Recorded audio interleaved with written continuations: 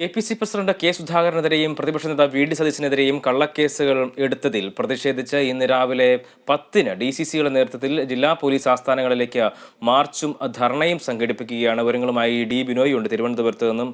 ബിനോയ്, നിരവധിയായിട്ടുള്ള വാർത്തകൾ ഇന്ന് തിരുവനന്തപുരത്ത് നിന്നുണ്ട്. അതിൽ പ്രധാനപ്പെട്ട ഒരു വാർത്ത ഇന്നിപ്പോൾ കോൺഗ്രസിന്റെ ഈ പ്രതിഷേധം തന്നെയാണ്. ഏത് നിലയ്ക്കാണ് പ്രതിഷേധം സംഘടിപ്പിച്ചിരിക്കുന്നത്? വിശദാംശങ്ങൾ.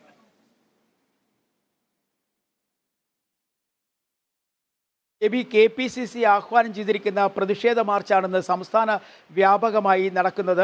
ജില്ലാ പോലീസ് ചീഫുമാരുടെ ആസ്ഥാനത്തേക്കും ഒപ്പം തിരുവനന്തപുരത്ത് DGPയുടെ ആസ്ഥാനത്തേക്കുമാണ് KPCC പ്രതിഷേധ മാർച്ചിന് ആഹ്വാനം ചെയ്തിരിക്കുന്നത്. പ്രധാനമായും ഇവരുന്നയിക്കുന്ന കാര്യങ്ങൾ ഇതാണ്. കഴിഞ്ഞ ദിവസങ്ങളിൽ അല്ലെങ്കിൽ കഴിഞ്ഞ 2 ആഴ്ചയായിട്ട് സംസ്ഥാന സർക്കാരിനെതിരെ വലിയ ആരോപണങ്ങളാണ് വിവിധ ഭാഗങ്ങളിൽ നിന്ന് ഉയർന്നിട്ട്, പ്രത്യേകിച്ചും കോൺഗ്രസിൻ്റെ ഭാഗത്തു നിന്നും ഉയർന്നിട്ടുള്ളത്. അത്തരത്തിൽ ഉയർന്നു വന്ന അതിൽ പ്രധാനമായത് AI ക്യാമറ വിവാദം ഉൾപ്പെടെയുള്ളവയായിരുന്നു. ഇതിലെല്ലാം തന്നെ സംസ്ഥാന സർക്കാരിന് മറുപടി പറയേണ്ട ഒരു സാഹചര്യം ഉയർന്നു വന്നു. ഇതിനിടയിലാണ് പ്രതിപക്ഷ നേതാവിനും ഒപ്പം KPCC പ്രസിഡന്റിനുമെതിരെ വിവിധ വിഷയങ്ങളിൽ കേസെടുത്തിരിക്കുന്നത്. പ്രധാനമായും KPCC പ്രസിഡന്റിനെതിരെ കേസെടുത്തിരിക്കുന്നത് മോൺസൺ മാവുങ്കലുമായി ബന്ധപ്പെട്ട ഒരു 10 ലക്ഷം രൂപയുടെ കൈപ്പറ്റി എന്നുള്ള അഴിമതി കേസിലാണ്. തൊട്ടു പിന്നാലെ പ്രതിപക്ഷ നേതാവിനെതിരെ പുനർജനിയുമായി ബന്ധപ്പെട്ട വിജിലൻസ് അന്വേഷണവും ക്രൈംബ്രാഞ്ച് അന്വേഷണവും എല്ലാം വരുന്നു. ഈ സാഹചര്യങ്ങളിൽ കോൺഗ്രസിൻ്റെ മുതിർന്ന നേതാക്കളെ കള്ളക്കേസിൽ കൊടുക്കുന്നു.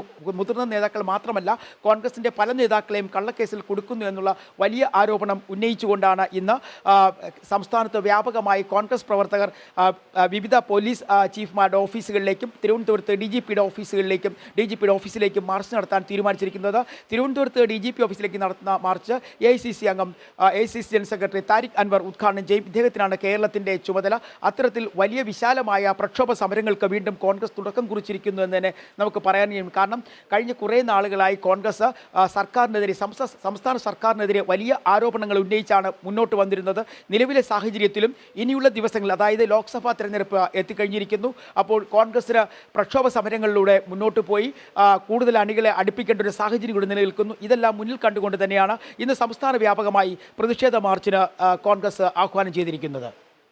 ഒപ്പം തിരുവനന്തപുരത്ത് മറ്റൊരു പ്രധാനപ്പെട്ട വാർത്ത ഈ കാട്ടാക്കട ക്രിസ്ത്യൻ കോളേജുമായി ബന്ധപ്പെട്ട ആൾമാറാട്ട കേസിന്റെ ഒരു അപ്ഡേഷനാണ്. അതിൽ ഇന്നിപ്പോൾ അവർ അന്വേഷണ സംഘത്തിന് മുന്നിൽ ഈ 2 പ്രതികളും ഹാജരായേക്കും എന്നുള്ള തരത്തിലുള്ള വാർത്തകൾ വന്നിരുന്നു. കഴിഞ്ഞ ദിവസം ഹൈക്കോടതിയുടെ ഇടപെടലൊക്കെ ഉണ്ടായിരുന്നല്ലോ.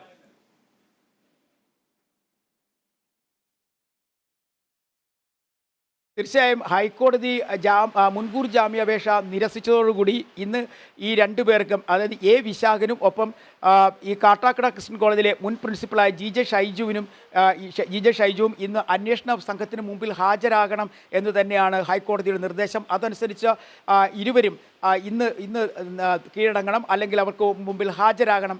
അതാണ് ഹൈക്കോടതി നിർദ്ദേശം. അതനുസരിച്ച് ഇരുവരും ഒരുപക്ഷെ ഇന്ന് അന്വേഷണ ഉദ്യോഗസ്ഥനായ കാട്ടാക്കട DYSP മുന്നിലെത്താനുള്ള സാധ്യതയുണ്ട്. കഴിഞ്ഞ ദിവസങ്ങളിലൊക്കെ തന്നെ ഈ സംഭവവുമായി ബന്ധപ്പെട്ട് വിവിധ കോടതികളെ സമീപിച്ചുകൊണ്ട് മുൻകൂർ ജാമ്യം തേടുന്നതിന് വേണ്ടി 2 പേരും, അതായത് വിശാഖും ഒപ്പം തന്നെ GJ ഷൈജു മുൻ പ്രിൻസിപ്പാളും എല്ലാം വലിയ ശ്രമം നടത്തിയിരുന്നു. ആ ശ്രമങ്ങൾക്ക് എല്ലാം തിരിച്ചടിയായിട്ടാണ് ഹൈക്കോടതിയുടെ ഭാഗത്തു നിന്നും, അതായത് അന്വേഷണ സംഘത്തിന് മുമ്പിൽ ഹാജരാകുവാനുള്ള നിർദ്ദേശം ഉയർന്നു വന്നിരിക്കുന്നത്. ഈ ജൂലൈ 4-ന് മുമ്പ് ഹാജരാകണമെന്നായിരുന്നു ഹൈക്കോടതി നിർദ്ദേശം. അതനുസരിച്ച് ഒരുപക്ഷെ 2 പേരും ഇന്ന് തന്നെ അന്വേഷണ സംഘത്തിന് മുമ്പിൽ ഹാജരാകാനുള്ള സാധ്യതയുണ്ട്. മാത്രവുമല്ല, സംസ്ഥാനത്ത് വ്യാപകമായി വലിയ ചർച്ചയ്ക്ക് വഴിവെച്ച ഒരു സംഭവമായിരുന്നു ഈ ആൾമാറാട്ട സംഭവം. കാരണം പ്രധാനമായും കാട്ടാക്കട ക്രിസ്ത്യൻ കോളേജിൽ നിന്ന് UEC ആയി ജയിച്ചു വന്ന ഒരു പെൺകുട്ടിയെ മാറ്റിക്കൊണ്ട് അവിടുത്തെ SFIയുടെ ഏരിയ സെക്രട്ടറിയും ഒപ്പം CPM ലോക്കൽ കമ്മിറ്റി അംഗവുമായ വിശാഖ് അവിടെ കടന്നു വരിക, വിശാഖിൻ്റെ പേര് കൂടി ഉൾപ്പെടുത്തിക്കൊണ്ട് UEC ആയി മാറുകയും പിന്നീട് കേരള സർവകലാശാല ചെയർമാൻ സ്ഥാനത്തേക്ക് മത്സരിക്കാനുമുള്ള ഒരു നീക്കം നടത്തിയിരുന്നു. മാത്രവുമല്ല, പ്രായപരിധി 22 വയസ്സാണ്. ആ 22 വയസ്സ് കഴിഞ്ഞ് 24 വയസ്സുള്ള വിശാഖ് എങ്ങനെ ഈ മത്സരരംഗത്തേക്ക് വരും എന്നുള്ള കാര്യങ്ങളൊക്കെ പാർട്ടിയിലും ഒപ്പം SFIയിലും തുടർന്ന് മാധ്യമങ്ങളും എല്ലാം തന്നെ വലിയ ചർച്ചയ്ക്ക് വിഷയമാക്കുകയും ചെയ്തിരുന്നു.